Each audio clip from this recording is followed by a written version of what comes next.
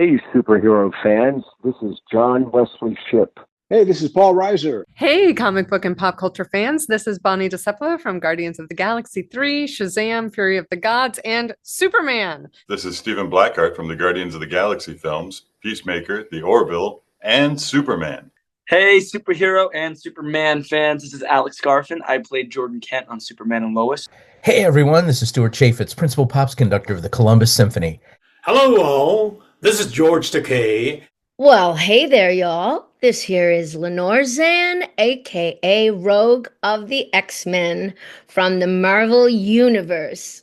And you are listening to Comic Book Central, where comic books come to life, sugar.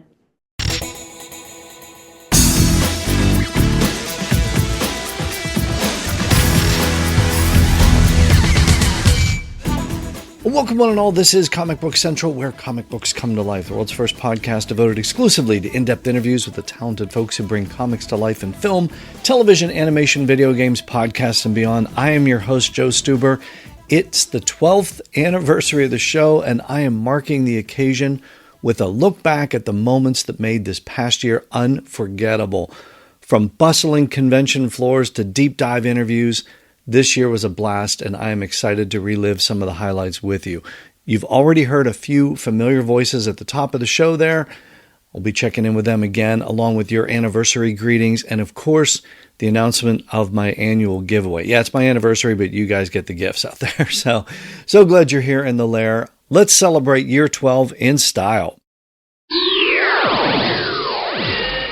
All right, folks, it is officially celebration time. And before we dive in, I've got to call this out. There are a lot more of you out there tuning in lately, thanks to the show moving over to the Radcast platform. Over 500,000 downloads since joining the Radcast network this summer. That is wild. Huge thanks and a big welcome to all of you new listeners out there. Be sure to dig into the archive at the website, comicbookcentral.net, and catch up on the conversations you might have missed. There's a lot of them out there. And to you longtime listeners, you know I couldn't keep the show rolling 12 years and counting. Couldn't do it without all of you out there. You've been with me on the socials, Facebook, Twitter /X, whatever it's being called. A whole bunch of you have joined me over on Blue Sky. I appreciate you following Comic Book Central everywhere. And a shout out to those of you who check out the video versions over on the YouTube channel and have also hit the subscribe button. Thank you for that. If you're hanging out in the audio only world, glad you're here in the lair, but make sure you're following and make sure you've subscribed so you don't miss a moment of the fun. And of course, share the lair. Love when you spread the word and bring more folks along for the ride. For you new listeners, here is a little background on the show. Comic Book Central premiered November 8th, 2013 with none other than the legend himself, Stan the Man Lee. Since then, I've brought you 508 episodes. Yeah, that's right. Comic Book Central hit the big 500 episode milestone this past year. And since the show launched, I have welcomed 581 guests to the lair. Man, there have been so many people here. You can find each and every one of those conversations in the archive, as I mentioned, comicbookcentral.net, also Apple Podcasts. Be sure you've subscribed there. iHeartRadio, Spotify, Amazon, wherever you get your podcast, the Comic Book Central lair is there. And of course, as I mentioned, the YouTube channel as well. Video versions of most of my interviews can be found there. All right, time for some anniversary greetings. Always great to hear from longtime listener Ernest Edwards, who writes, "Hey Joe, happy 12th anniversary. Congratulations on keeping Comic Book Central flying, and all the best to you and your family during the holidays and the coming new year." Well, thanks for writing in as always, Ernest. My best to you and yours as well. Yeah, Comic Book Central will continue flying into 2026, especially with all these new listeners now, thanks to the Radcast Network. I've got some big guests and surprises headed your way, so as always, stay tuned. By the way, this past year, I had a chance to speak to a lot of amazing authors like Chris Ryall, Mark Edlitz, and Ernest did tell me earlier in the year that he was grooving on my chat with Ed Gross, author of Superman, The Definitive History. And Ernest mentioned that he picked up the book after hearing the interview. Not an easy thing to do, by the way. If you own the book, or if you've been around it, you know the size and weight of that thing. So picking up that book is a Herculean task. The entire history of Superman in one giant book. Ed, Ernest, and I highly recommend it. In fact, this summer was the summer of Superman, with a new film out in theaters and so much Superman content out there, including the book. Superman, that is my favorite superhero, as most of you know. So I was going to have several episodes themed around the Man of Steel. I'm going to play a montage of 4 clips from those interviews. Starting off from the summer blockbuster film Superman, you're going to hear from actors Stephen Blackehart and Bonnie Discepolo on what it was like to work with David Cornsweet as Superman. Bitsie Tulloch, Lois Lane herself from Superman and Lois, joined me from Terrificon this summer, and she was nice enough to chat about channeling Lois Lane for her role. And then her TV son, Alex Garfin, in an in-depth interview, told me what it was like to ride the roller coaster of starring in a huge superhero show and all of the challenges it brought the team of Superman and Lois. Check these clips out. Just in my interactions with him, just seeing what, how much he embodies Superman, right? How much he embodies the qualities. Like if Superman was a real being, you would hope that he was like David, you would hope you don't get Homelander. You would hope that you get someone who, despite having all this power, is not spoiled, is not touched by any of that, and who is moved and inspired by humanity. And that's in my brief experiences with David, that seems to be who he is. And I think that's inspiring to me. I'm guessing you got to see David as Superman in the suit at some point. I don't know if you could say that. I bumped into him in wardrobe. What was that like? Because for us fans, that would be like we'd lose our minds, But for an actor, my costume fitting, and he was coming back in from doing something, and he was in the full suit. Yeah. Walked in. I looked up and I just said, "Whew, that is a tall drink of water." Cape, everything, the whole. I just was like, wow. That's Superman. Like I just nearly collided headfirst with Superman. It felt iconic. Like there is this. I'm sure you can relate to this. I hope your fans can too. But that Superman is pure Americana. It is the American dream. It is the wholesome, good, integrity, hope, empathy, just like everything you want in the world that says there's a good guy and they're coming to do good. I have goosebumps about it. And so to have a person really, truly goosebumps, to have a person that symbolizes that for, the last 80 years, or I don't know exactly how many years it's been, but to have someone who's embodying that and saying no, I'm representing those qualities of community and empathy and goodness and hope and doing good feels, I don't know, nourishing. And to come face to face with the person who's choosing to play that it's meaningful. It's these are our stories. Taking on the iconic role of Lois Lane, I mean, so many decades of history behind it. Did you have any concerns whenever you first took on the role, especially seeing it was such a different take on the character?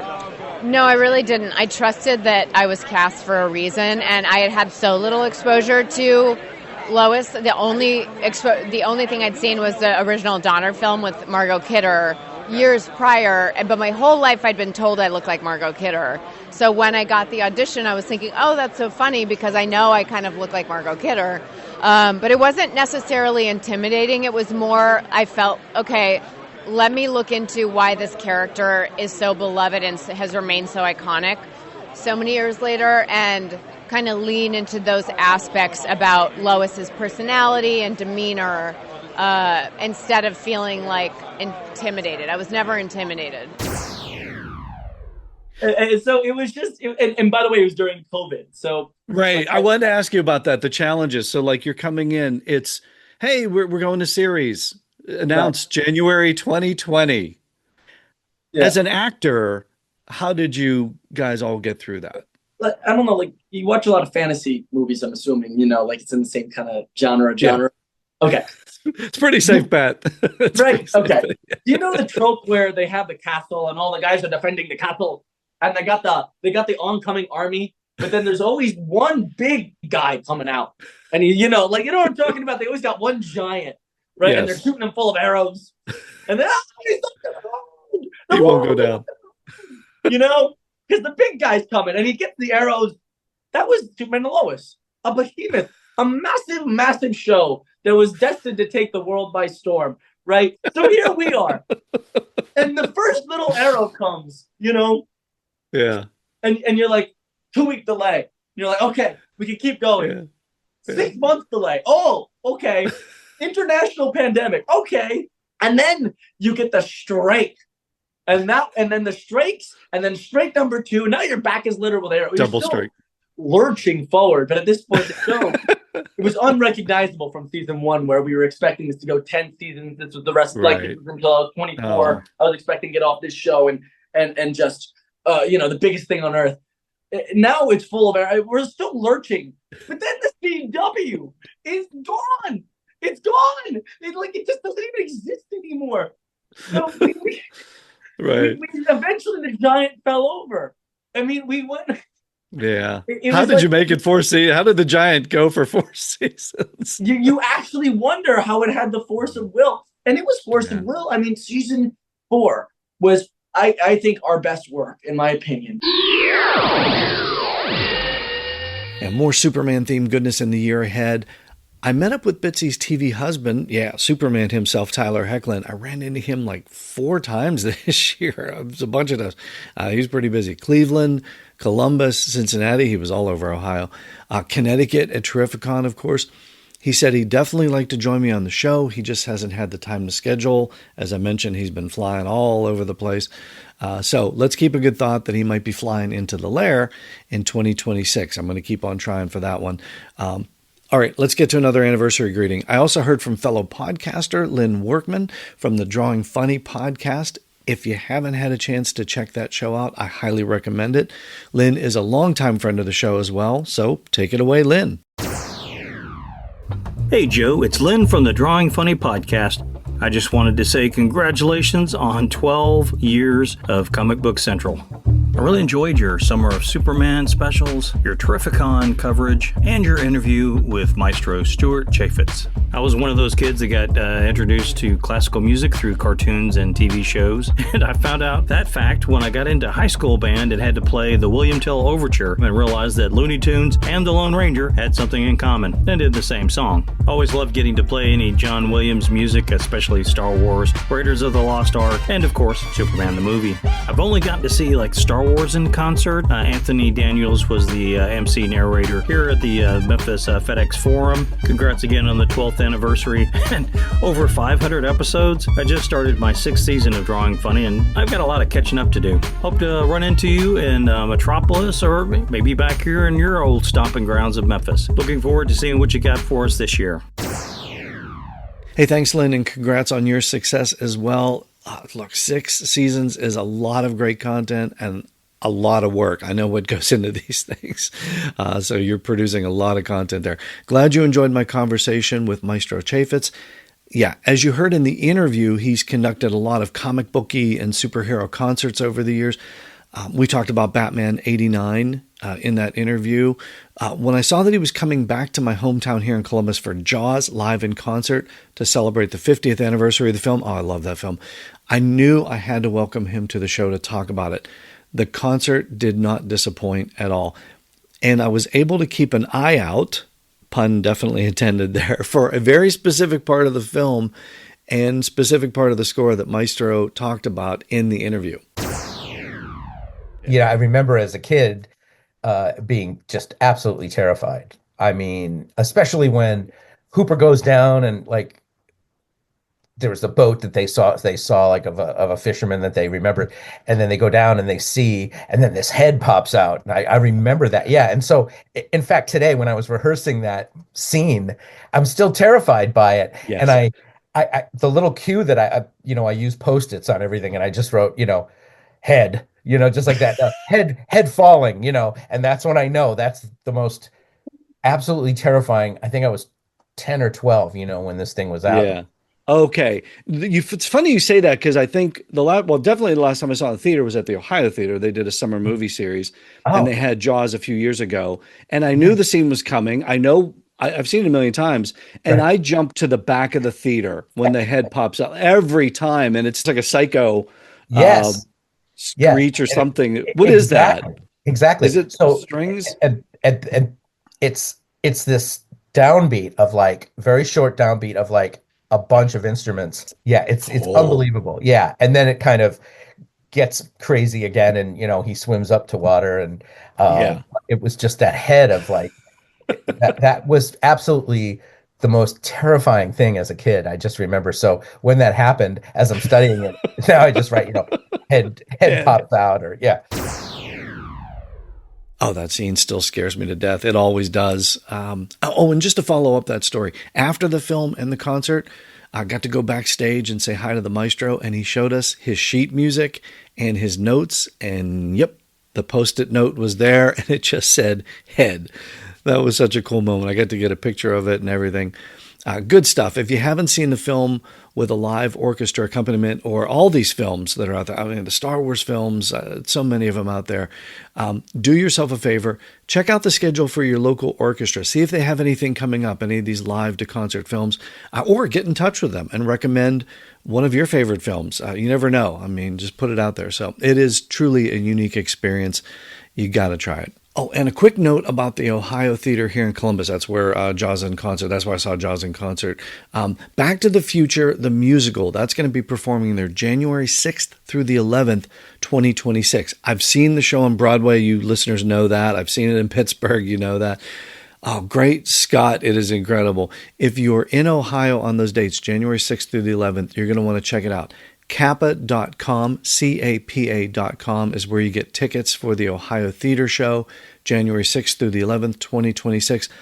But the Time Traveling DeLorean is going to be making a stop at a theater near you, most likely. The tour's going all over North America as we speak. BackToTheFutureMusical.com. You want to check that site out for upcoming shows. And if that weren't enough, stay tuned to Comic Book Central. 40th anniversary of Back to the Future this year.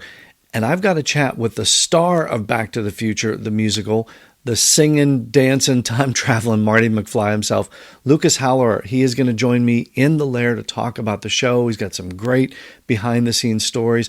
That conversation is coming at you sooner than you might think. So I hope you're subscribed to Comic Book Central. You don't want to miss that one. All right, getting back to some more cool moments from the past year of the show. Going way back to the year 12 premiere, my guest was comedy legend Paul Reiser. Yeah, we love his work in the comedy series Mad About You, the drama Stranger Things, and of course, his iconic turn as the duplicitous Carter Burke from 1986's Aliens. Unforgettable movie, unforgettable role. Burke, spoiler alert, met his deserved grisly end in the film, but Paul recently got to bring the character back in comic book form in the Marvel Comics series, What If Carter Burke Had Lived? Oh, great story. So here's a bit of that chat with Paul Reiser talking aliens, comic books, and how this particular story came to be. So the comic book was really an interesting thing. My buddy, producing partner, he came and he always approaches me very carefully and tentatively. He goes, all right, you're going to hate this. Because I generally, it has to be really good. I usually, most things I cringe and then I go, that's actually not bad. He said, you're going to hate this, but please listen. Ready? Here's an idea for a TV show. Burke Lives. I said, that's brilliant. That's really funny. Okay. I love it. So he pitched it to me as an idea for a TV show. And then it came about because he was talking to Adam Goldberg. Adam Goldberg created the Goldbergs. And he's a huge aliens fan. And he jumped on board. And, and a little aside, for years, people would go, what was it like in Aliens, you playing a bad guy? And I always joke, well, you say bad guy, I say misunderstood. That was my little joke. He was actually an okay guy.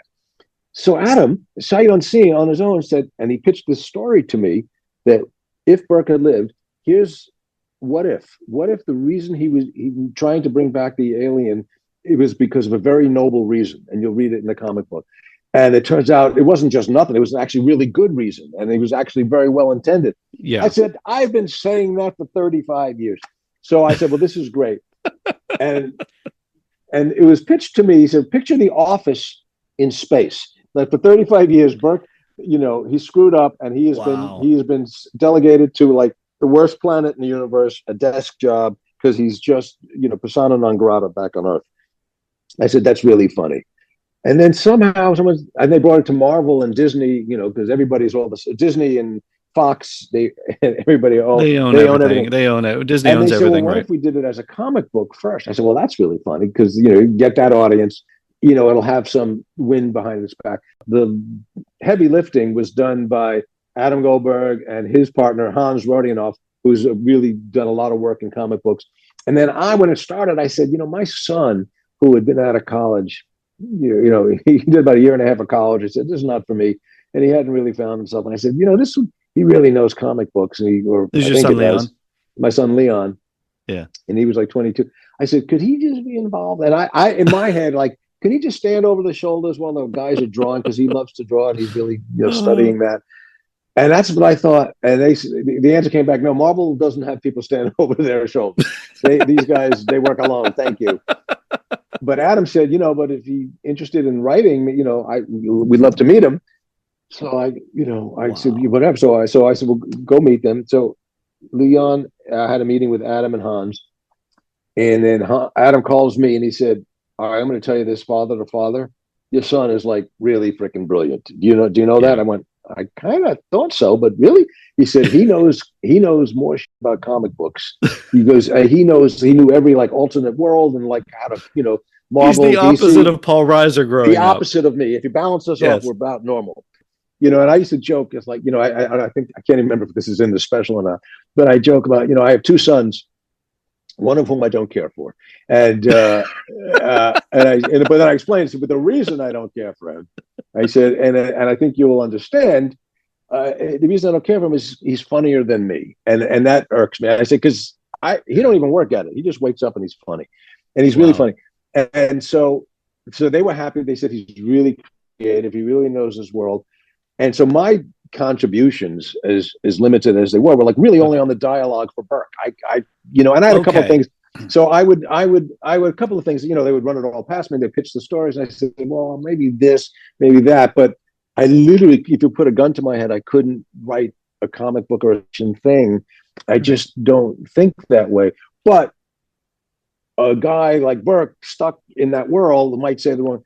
So Leon, I said, he's going to be the perfect Paul whisperer because he can tell them. I think it'd be funny if Dad says this, and he would come back to me and goes, "Okay, what this means is," he would explain to me the minutia and the inner workings of the world, the universe, which I couldn't understand. So he was the perfect point person.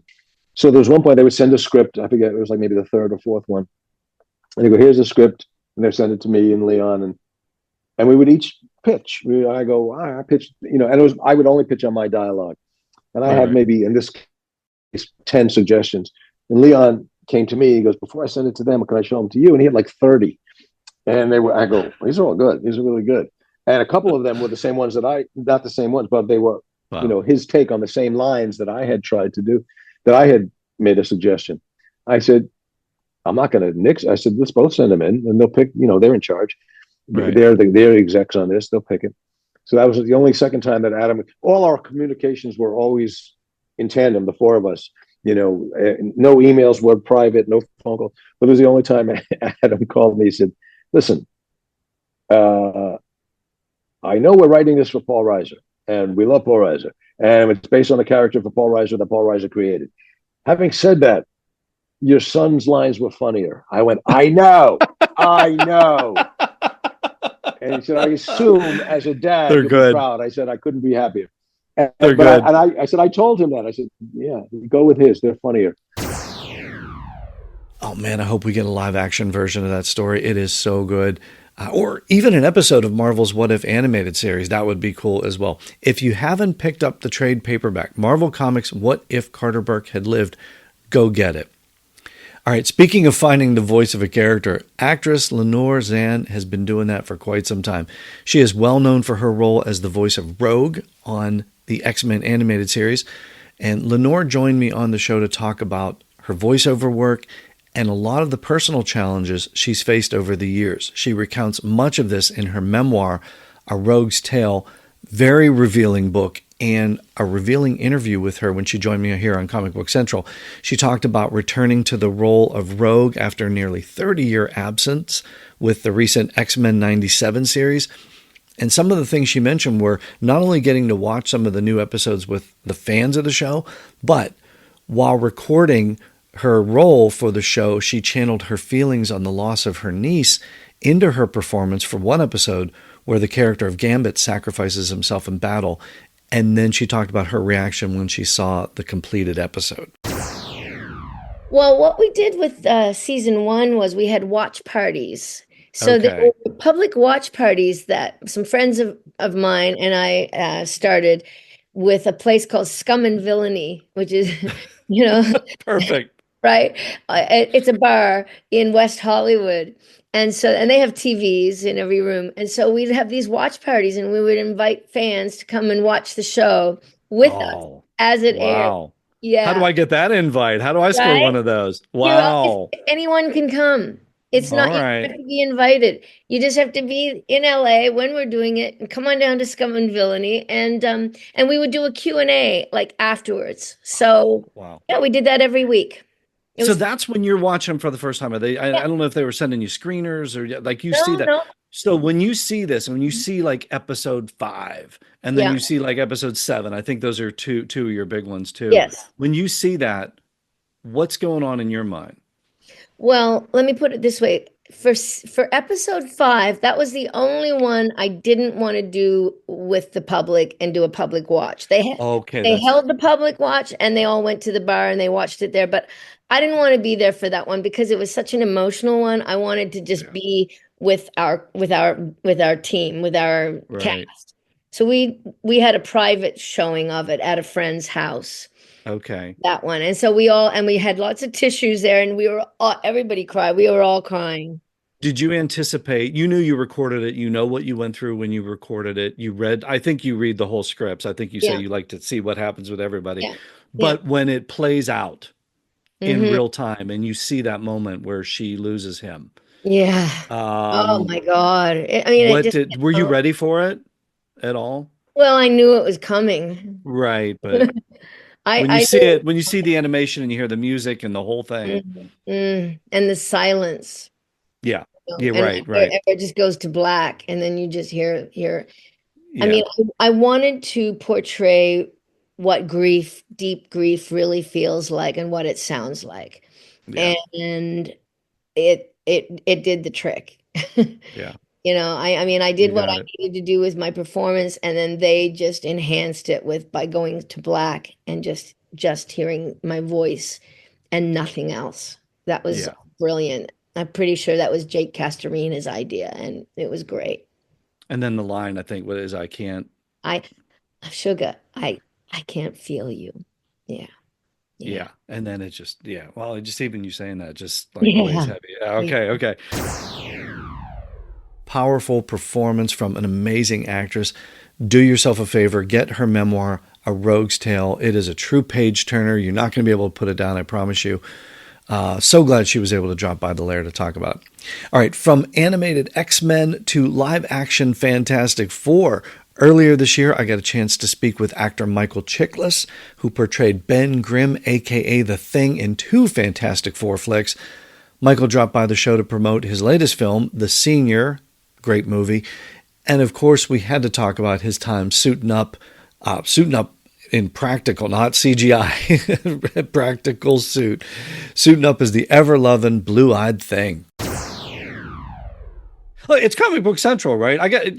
Come on, I got to ask you about the Thing, right? I got to ask you about. I know after all, it is clobbering time. Oh, I could die a happy man. Okay, bucket list checked off. I was even going to ask you about it later. You took care of that, so we're good to go. It was not doing it. They did not augment my voice. That was me. So, for the record, I got to ask you. I think you've called stepping into the Thing suit the 7th circle of hell. Was that? Did you have any good memories? The first one, because they had really designed it not with a person in mind, but just the look of it in mind. And though it looked amazing, there wasn't even a zipper. like a zipper. No. So once I was in, it was a torture chamber. Ironically, I never had to go to the bathroom because I was drinking water all day, but I was sweating it all out of my pores because it was head to foot sealed in. So it was so hot. And the first thing they did when I was sealed in is put clothes over it. And I'm like, look, see all these clothes I'm wearing? Why does all this portion have to be this heavy 6 inches of heavy, latex rubber, hard grip?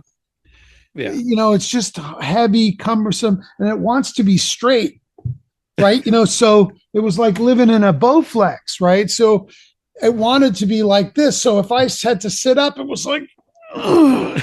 And if I had to sit there sitting up, I was just flexed the whole time. So the suit was something out of a horror movie. We recently lost the great Julian McMahon who played Doom. What was your fondest memory working with him?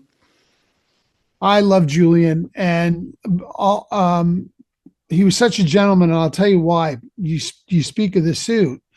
And I don't begrudge the other guys in the cast. They were very young at the time.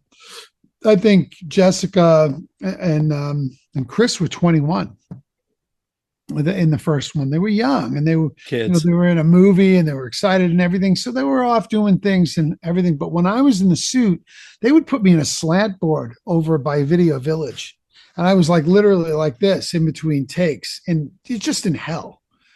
In that first one, it was very hard.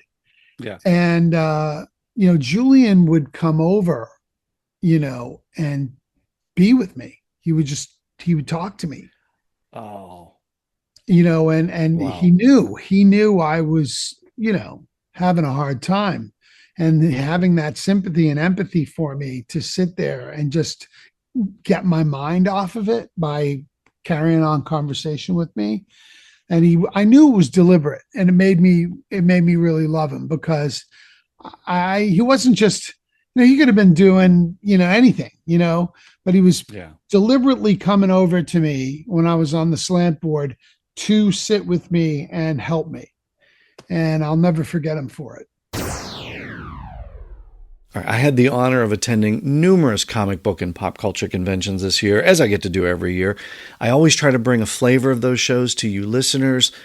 Close to home, it's Fan Expo Cleveland, Cincinnati Comic Expo, GalaxyCon Columbus, and a little further out, I always have a terrific time at Terrificon.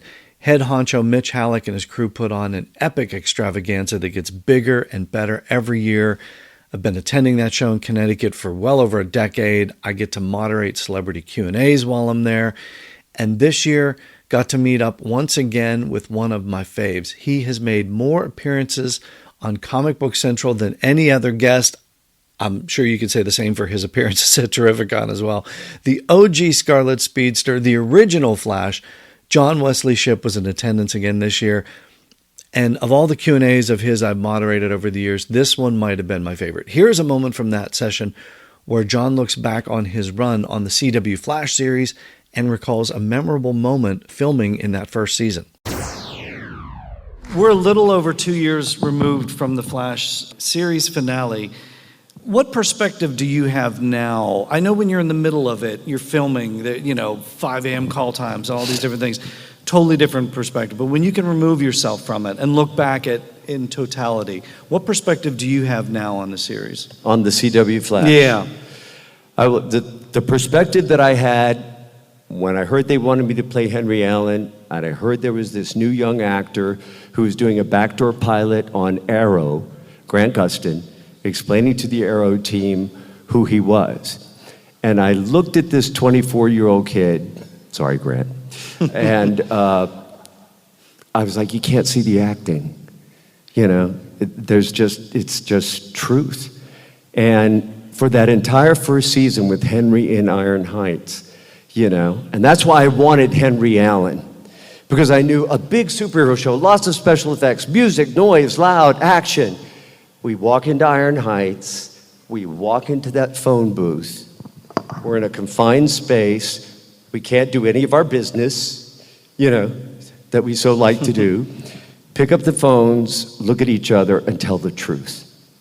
And that was our job for a whole year. People said, how did you work up that emotion? I said, the problem wasn't working up the emotion.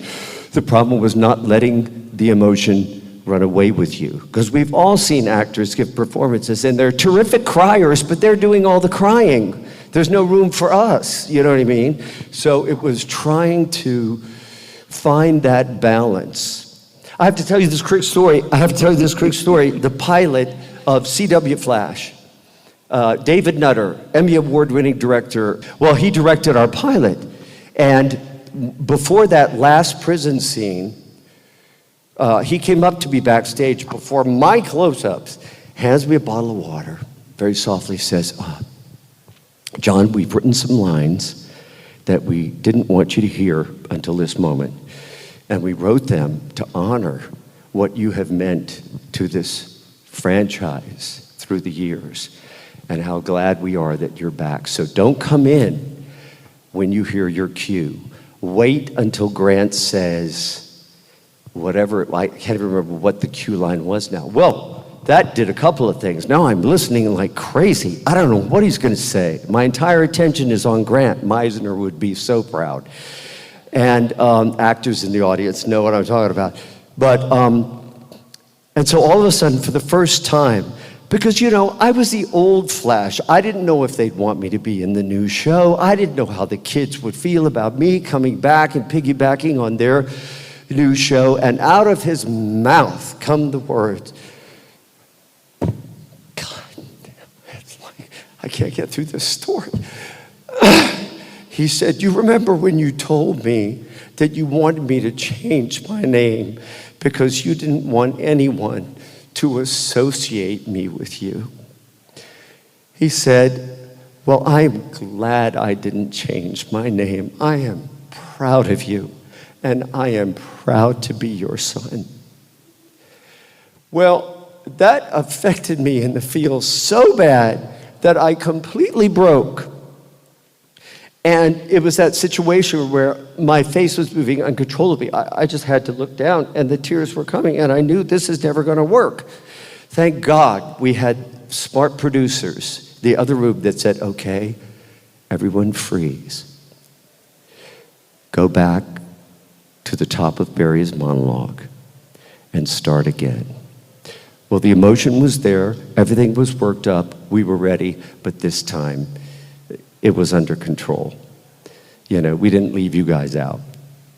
And, but that was one of the most meaningful things to me because it was such an affirmation. It's like when I put on the 1990 suit for the first time, I was like, these kids, how are they gonna react? 28 years ago, it's what? And I walk on stage at the cast of all the different shows are there and they applaud. And Grant, to give you an idea who he is, he brings the camera up, turns the monitor around and says, see how great you look? And I look over here and here's Candace Patton going. I mean, that's who the Flash cast was and is. And those are my fondest memories, and I know I'm out of time. And more John Wesley Shipp is on the way. Got to catch up with him again at GalaxyCon Columbus a few weeks ago, and I will have those episodes to you very soon. All right, going to close out with one last anniversary greeting. Another longtime listener and friend of the show, Kenny B, dropped me a voicemail. Kenny, the floor is yours. Hello, Joe. This is Kenny from Bride of Monster Kid Radio, segment producer for a look at famous monsters of Filmland. And I just wanted to say congratulations on another great season of Comic Book Central. Of all the interviews as I looked over the year, the one that I liked the most was with George Takei, who was one of my favorite Star Trek personalities. And I also, you kind of saved the best for last because the interview that you did with Mitch Plaguey and Titus, I'm not going to try to say his second name, but they were really great, a great panel, and I really enjoyed that one as well. So you have a great 2026. We're looking forward to more great Comic Book Central, and thanks for doing what you're doing. And thanks for doing what you're doing over on MKR, both you and Derek. Yeah, the Terrificon Q&A with Mitch Pileggi and Titus Welliver from Sons of Anarchy, that was a great one, especially when Titus did his Al Pacino impressions. That was a fun one to moderate. Episode 505, for those of you who hadn't had a chance to check that one out. And I'm so glad you mentioned the great George Takei. I've been wanting to welcome him to the show since the very beginning. Oh, man, OG crew member of the USS Enterprise, Sulu himself. Yeah, Shatner's been here. Walter Koenig, the late, great Nichelle Nichols, they've all been here. Finally got to beam Takei on board. Only here on Comic Book Central, kids. And that interview with George Takei had one of my favorite moments from this past year. George has famously feuded with Shatner for decades, so as a fanboy and a Trekkie, I would love to see the two of them get together and extend an olive branch. So I took the opportunity to make my pitch to George. Here's how it went. Bill Shatner and Neil deGrasse Tyson, they're touring the country. When are we going to get to see the two-man show? Right now? Yeah, when are we going to see the two-man show, George and Bill, Trek Talk? Please, any chance of that happening? Or a revival of The Odd Couple. You love treading the boards, right? Hey, I love it. I love theater. Would you do Odd Couple with William Shatner? That does, it stops me a little. I'd have to think on it. Yeah, that's not a no. Theater is working night after night after night. And if you're lucky, it's going to be a long run production. I will have to think about every day. That's not a no. That's not a no. Take all my money, take all of our money. If you guys do that, that would be so great. Yeah, we have the mostest fun here on Comic Book Central. My thanks to all the guests who have joined me to make year 12 so memorable. And my thanks to all of you listeners out there for checking out the episodes, subscribing to the show, either the audio version or the YouTube channel, for following on social media, for sending me your greetings and your guest suggestions. Look, I'm doing the show for all of you out there. I am so glad you're here. And to show my appreciation, yeah, it's time to get to my anniversary giveaway. Here's the deal. From time to time, I get sent things from various production companies. Most of the time, I can tie these items into a theme or a specific guest that I have. I've done that a bunch of times. Sometimes it doesn't work out. And so I sort of accumulate a few items here in the lair that haven't specifically fit into a theme that I've done. But they are quite cool nonetheless. A sweet little pop culture grab bag, if you will. I've done this before on the show. It worked out well. Time to do it again. Let's go through and see what I have for one of you listeners out there. Oh, man, there's some very cool stuff in here. Okay, from the fine folks at Warner Brothers, I have got a DVD of the animated film Craig Before the Creek. That is the prequel to the hit Cartoon Network series Craig of the Creek. So I've got a DVD of that film. And also from WB, the complete first season of the Cartoon Network Adult Swim animated series Primal. Very cool. And last but certainly not least, from Mill Creek Entertainment, the complete seasons 1 and 2 of one of the greatest TV shows of all time, Quantum Leap. Seasons 1 and 2 on DVD. So all three of those sets can be yours. And here's how you can score them. First, you've got to follow Comic Book Central on social media. The show is on Facebook at facebook.com/Comic Book Central Network or X at Comic Book CTRL. Also on Blue Sky, so you've got a few different options there. Hopefully you're following on one of those platforms or all three, even better. They're easy to find. All the links to the show on social media, they're at the top of the website homepage. If you go to comicbookcentral.net, all the links are there at the top.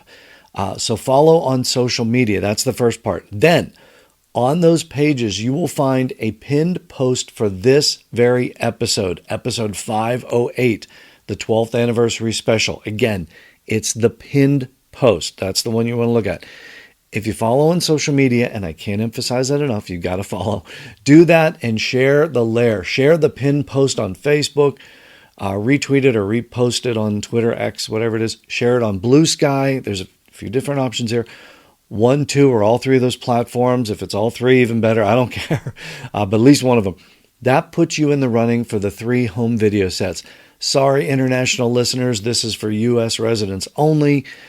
followers, share the pinned post on Facebook or on Twitter X, share it on Blue Sky or all three, share the lair. Then you're in the running for my anniversary giveaway. It's Craig Before the Creek DVD, Primal, the first season on Blu-ray, and Quantum Leap seasons 1 and 2 on DVD. Man, this is a cool prize package. Get going and share the lair.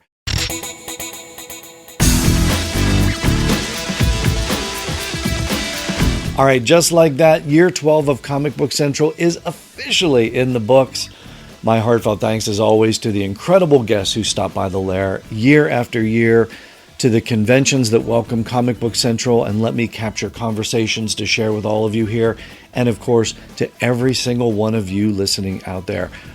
Whether you're subscribed on your favorite podcast platform, if you're watching the video versions on YouTube, if you're following along on social media, you are the reason this show exists and the reason it keeps going. I am endlessly grateful when you share the lair and help spread the word, because that support means more than you know.